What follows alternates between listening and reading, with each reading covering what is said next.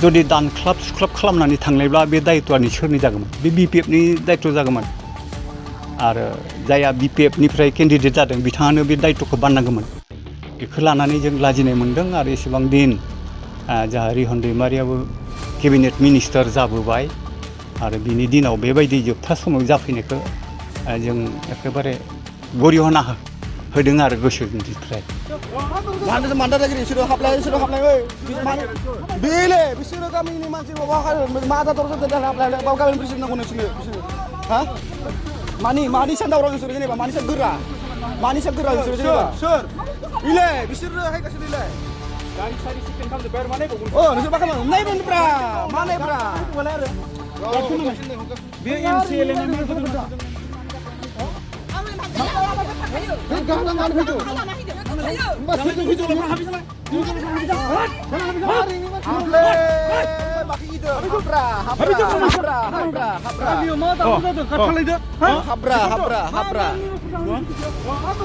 मानदा नागिरो बिसोरो हाबलाय बेले बिसोरो गामिनि मानसि मा जादर हाबलाय गामिनि प्रेसिडेन्ट नांगौ नोंसोरनो हा मानि सान दावराव नोंसोरो जेनेबा मानि सान गोरा नोंसोरो जेनेबा सोर इले बिसोरो हायगासिनो इले गारि सारि सिकेन खालामजोब्बाय आरो माने नोंसोर मा खालामो नायबोनब्रा मा नायब्रा आरे आंनि बिबादि आं न'आवहाय मा जाखो आंनि बिबादि आं जाखो जेनेबा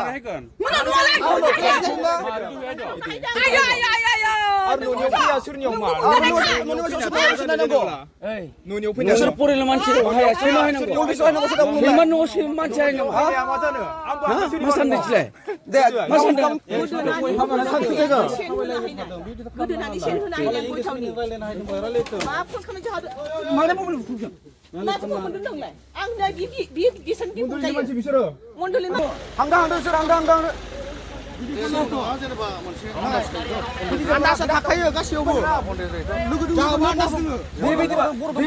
बेबायदिबा जोंबो रायजो हल रायजोखौ लिंहरनो हागोन दानो हरदि हर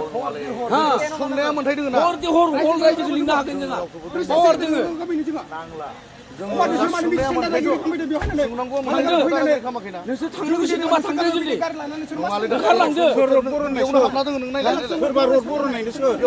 जुदि दानख्लाब सुख्लाब खालामनानै थांनायब्ला बे दायित्वआनि सोरनि जागौमोन बे बिपिएफनि दायित्व जागौमन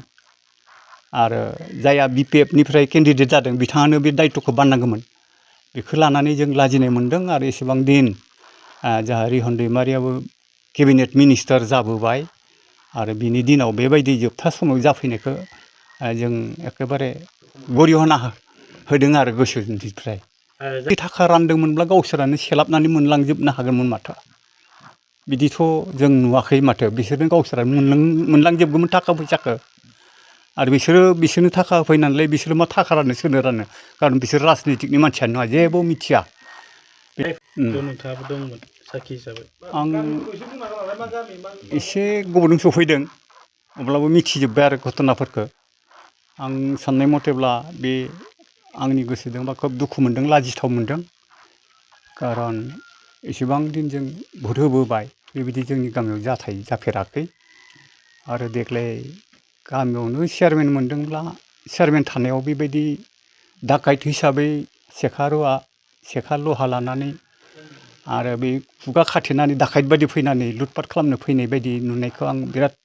सोमोनांदों लाजिनाय मोन्दों आरोखि जाथिखौ लानानै आं लाजिदों भबिष्यतआव जाहाथे बेबायदि घटना जाया जोंनि बे गामियाव आरो बिहेखे जितु न'खराव जाफैदों एखेबारे जाम्बा गोनजा मानसि कुनु पलिटिक्सनि मानसियानो नङा बेबायदि न'खराव फैनानै बेबायदि एसे लुटपाट खालामफैनायखौ नुनानै आं खोब दुखु मोन्दों जाहाथे भबिष्यतआव बेबायदि जाथिखौ लानानै बा पार्टिखौ लानानै सोरखौबा डाइरेक्टयै आक्रमन खालामनो फैनाया एखे अनुचित होननानै आं सानदों आरो जोंनि गामिनि मुङालाय बे हाजोदुलि 3 नम्बर आमजुलि आदसा बे न'खराव जितु रिं सेरेमनि जागोन बियो 9 तारिखआव लादोंमोन आरो 9 तारिखआव इलेक्सन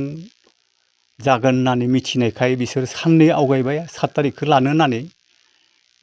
रायलायनाय जाबाय आरो न'खरनि मानसिफ्रा फैदों आरो बेबायदि बे थांलाय बे फैलाय बे थांलाय बे फैलाय जाबाय थादों आरो बे समावनो खुब सम्भब बे BPFनि मानसिफ्रा फैनानै थाखा रानदों मा रानदों होननानै सानदों बिसोरो आरो बेनिखायनो बे एटेक खालामनो फैदों जुदि बेनिखाय बेखौ लानानै जों एखेबारे लाजिनो गोनां जादों बे उदालगुरि ओनसोलनि बिथोराव जोंनि बिथुरा ओनसोलनि जायगानि मानसि आरो बे पलिटिक्सआव माने रोंगौथि गोनां मानसिबो नङा आरो बिसोरलाय मा थाखा राननो रोङो बेबायदि हिसाबै जों लाजिनो मोनदों आरो जाहाथे भबिष्यतआव बेबायदि जाया सान्ति जाहाथे जायो आरो बिसोरो जुदि दानख्लाब सुख्लाब खालामनानै थांनायब्ला बे दायित्वआ सोरनि जागौमोन बे BPFनि दायित्व जागौमोन आरो जायहा BPFनिफ्राय केन्डिडेट जादों बिथाङानो बे दायित्वखौ बाननांगौमोन बेखौ लानानै जों लाजिनाय मोनदों आरो एसेबां दिन जोंहा रिहन दैमारियाबो केबिनेट मिनिस्टार जाबोबाय आरो बिनि दिनाव बेबायदि जोबथा समाव जाफैनायखौ जों एखेबारे गरिहना होदों आरो गोसोनिफ्राय जायफ्रा फैदोंमोन बिथांमोना थांनाय समाव मा बुंलांदों बिथांमोना थांनाय समाव जायफ्रा लेंहरदों बिसोरखौ एसे दुसि होनानै जोंखौ जों मिथिनायब्ला बेबायदि जानायमोनब्ला रिं सेरेमनि बायदिसिना रायलायदों होनना मिथिनायब्ला जों फैयामोन ओरै होननानै बिसोर बुंलांदों जाहैबाय आरो बिसोरो लाजिलांबाय आरो जाथाया थांनाय रबिबार मोनाव बेबायदि आंनि न'खराव जे फेमिलि गेदारिं आंनि रिं सेरेमनिनि जुगिदि जेनेबा जोंहा न'खराव फेमिलि गेदारिं मिटिं जादोंमोन मिटिं माने फेमिलि गेदारिं आरो ना जेनेबा आंनि रिं सेरेमनिनि थाखाय रायलायनो थाखाय सावरायनो जोंहा न'खरनि मानसिफोर गासिबो जथुमा जादोंमोन बे जथुमा जानाय समावनो हरखाबै दुथां मानसिफोर जेनेबा बाहेरनिफ्राय बे पार्टिनि मानसिफोर बायदि फैनानै जेनेबा आंनि न'खराव डाइरेक्ट साग्लोबफैदों प्लास आरो आंनि न'खराव जितु फैनाय जोंनि आदै आलमा बे आंनि निजा आदै जायो आरो आंनि न'खरनि गासै गामिनि आदैमोन गासिबो बे आंनि न'खराव जथुमा जानाय समावनो बे दुथांफोरा जेनेबा बाहेरनि पार्टिनि मानसिफोरा हायनानै जेनेबा अनेक नेगेटिभ पइन्ट बुंनानै जेनेबा फैसा रानदों मा होननानै बिदिनो डाइरेक्ट इनडाइरेक्टलि फैनानै जेनेबा आंनि न'खराव डाइरेक्ट एटेक खालामफैदों आंनि न'खरखौ जेनेबा दुंहाव थासारि खालामफैदों प्लास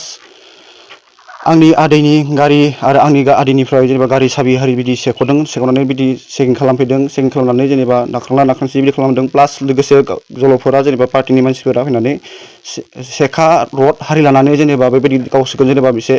टार्गेट खालामनानै जोंखौ सिगिफैदों आरो न'खरखौ वार्निं होना गालांदों थांनाय समावबो प्लास आरो बिसोरो बेजों जितु फैफानाय मानसिफोरजों लोगोसे जोंनि एरियानि आमजुलि PCDCनि जोंनि चेयारमेन सार प्रेम बसुमतारीमोन बिथांनि नामा प्रेम बसुमतारी आरो बे जोंनिनो गामिनिनो आरो बियो फैनानै डाइरेक्टलि फैनानै बियो प्रेम बसुमतारीया आंनि आदैखौ डाइरेक्टलि फैनानै बिदि सासपेक्ट खालामफैदों सासपेक्ट खालामनानै बियो जेनेबा आंनि न'खरनि थ्रु डाइरेक्ट बियो रायदों गाज्रि रावजों बुरायदों आरो डाइरेक्ट न'खौ गावनि गथ'फोरखौ लानानै आंनि न'खौ डाइरेक्ट साग्लोबनो थाखाय थिनदों बियो अर्डार होदों बियो पार्सनेलि अर्डार होदों बियो आरो डाइरेक्ट न'खरफोरखौ माबा खालामनो थाखाय बियो गावनो पार्सनेलि अर्डार होदों बियो प्लास आं बेखौनो रिकुवेस्ट खालामोदि चिफ सार जितु रिहन सार बिथांखौबो आं हमनानै आं रिकुवेस्ट खालामदों बिथांनि सायाव नोङो गोख्रोङै बे 12 आवार्सनि आन्दाराव नोङो एक्सन लानांगौ मानो होनबा बे बायसान्सआव आंनि फेमिलिया माबाफोर जानाय मोनबा बेयाव रावबो हेल्प सहाय खालामनो थाखाय रावबो गैयामोन प्लास आरो बे जाथायखौ जोंनि गामिनि रायजो मानसिफोरा गासिबो नुलांदों आरो लोगोसे आरो थांनाय समाव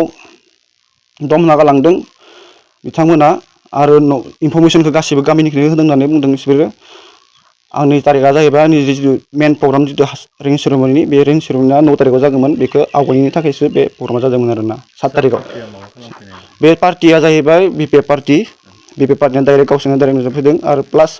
20+ बिदि गारि फैनानै साग्लोबफैदों आरोना पुरा गन'खौनो पुरा बेंखनफैदों आरोना आंनि न'खौ आंनि आइ आफा गासैखौबो बेंखनफैदों आरो गासिबो आखाइयाव सेखा रड बेफोरबायदि लानानै आगजुफोर लानानै जेनेबा जोंखौ साग्लोबफैदों आरो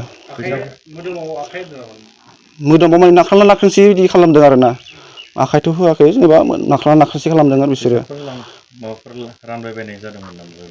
बेबायदि फैसा हारि जेबोथ' राननाय जायाखै जादों न'खरनि फेमिलि गेदारिंसो जादोंमोन जेनेबा आंनि रिं सेरेमनिनि थाखाय 7 तारिखआव 7 तारिखआव रिं सेरेमनि 9 तारिखआव जानो गोनांमोन बेखौ आवगायनानै 7 तारिखआव आवगायनो गोनां जादों आरोना इलेक्सननि थाखाय इलेक्सन भटनि थाखाय जाहा जेबो जाहानि न'खराबो जावबो आंबो प्लास आंबो बुंनो हासिगोन दायो जेनेबा आङो जेनेबा बिफर 5 इयार्स जुदि आं जुदि पलिटिक्सजों जुदि आं लोब्बा दङमोनब्ला आं बे बिफर 5 इयार्स गेजेराव आं जुदि ओंखारगौमोन बाट आंहा बेफोराव जुदि पलिटिक्सआव जेबो इन्ट्रेस्ट गैया इन्ट्रेस्ट गैयिनि थाखायनो आं जेनेबा आं बेफोर आगोलावबो ओंखाराखै दाबो ओंखाराखै आरो रावबो पार्टियावबो आंखौ थाबायनाय रावबो नुवाखै माने न'नि प्रग्रामनि आं जौगानायखौनो आंनि न'आव जमा जानायखौनो जेनेबा बिसोरो पलिटिक्सनि मोनसे नेगेटिभ पइन्ट लानानै जेनेबा आंनि न'खौ डाइरेक्ट साख्लाफैदों आरो बिसोरो हौवा मोनसे माबा खालामदों आरो बेबर खालामदों आरो बिसोरो बेयावहाय गामिनि सोरबाफोर साखि दङमोन नामा नोंसोरनि आंनि न'खराव साखि दं गामिनिफोर दंफायोमोन गामिनिफोर रायजोफोरजों दङमोन साखि हिसाबाव साखियाव आंनि न'खरनिनो आदै दोङो आयंबो दोङो मामा दोङो बाबा दोङो प्लास आरो जलफोरबो दोङो गामिनि जलफोर दोङो बिसोर गासिबो साखि दोङो रायजोनि साखि दोङो बिथांमोना नुजोबदों थांनाय समाव माबाफोर हुमखि होलांबावदों थांनाय समाव नायगोन दे नोंसोरो बिदि सिरि बिदि खालामनायखौ खालामनो बुंदों आरो नोंसोरो जेनेबा ना ओमफ्राय आङो बेखौनो रिकुवेस्ट खालामदों सारनिसिम रेवन सारनिसिम बे जोंनि जितु प्रेजेन्ट चेयारमेन बिथाङा दे डाइरेक्ट फैनानै जेनेबा आंनि न'खौ जेनेबा डाइरेक्ट स्पट लिडाराव चेक खालामनो थाखाय बे अर्डार होदोंमोन बे सासे गभर्नमेन्टनि जेनेबा सासे स्टेटनि स्टाफ जानानै जेनेबा बे डाइरेक्ट बारि न'खरखौ जुदि खालामगौ बाट बिनि सायाव एक्सन लानायनि थाखाय आं रिकुवेस्ट खालामदों बे 12 आवार्सनि गेजेराव डिक्लेयार होनांगौ आरो बिथाङा रेवन सारा आंनि न'खराव आंनि फैनानै आंखौ जेथिया बुलायदों अब्ला आंनि मबाइलखौ डेमेज खालामदों आं खिथिगोन आंनि मबाइलखौ डेमेज खालामदों प्लास आंनि बिनानावनि मबाइलखौ साप्लाइ बारिसिं गारना होदों रां रुफा मोनलांदों आंनि न'खरनिफ्राय जेबो बुस्थु मोनलाङाखै आरो नामायना होदाखै आरो उइथ अल पारमिसन आं बिथांमोनखौ फैनायफोरखौबो आं नायनो थाखाय आं पारमिसन होखादों सोर सोर फैदों सोर सोर फैयाखै नोंथारा फोथायाखैबा नायनो हागोन होननानै आङो मोनसे खिन्थानो हादों आरो बुंनाय जादों आरो हुमखि होलांबाय गाबोन समफोर नोंथांनि न'खराव जुदि फिन सोरबाफोर गाग्लोबनो फैफिनबावोब्ला बिनि दायित्वखौ सोर लागोन नोंथांमोना माबोरै सानो आंनि न'खराव जि बिसोरो जुदि बुंलांखादों जेनेबा नोंसोरखौ नायगोन होनना बुंदों जुदि बायसान्सआव आंनि न'खरनि फेमिलि जेनेबा इन्टायार फेमिलि जेनेबा आंनि न'खर परियाल रिलेसनशिप जेनेबा जि रिलेटिभ्स गासै जि दङ बिथांमोना माबाफोर जुदि खैफोदाव जुदि गोलैयोबा बेखौ आङो रिकुवेस्ट खालामनाय जादों आरो जोंनि चेयारमेननि सायाव आरो बिनि एक्सनखौनो आङो रेवन सारखौ लानो थाखाय आं खावलायदों आरो ना बेखौ गसंखौ उइदाउट प्रुफ चेयारमेना होनांगौ आरो बिनि टीम बिजों जिथु सेंग्रा फैफानाय बिसोर टीमा फैनांगौ आरो बिथांमोनाबो आयेननि राहा लागोन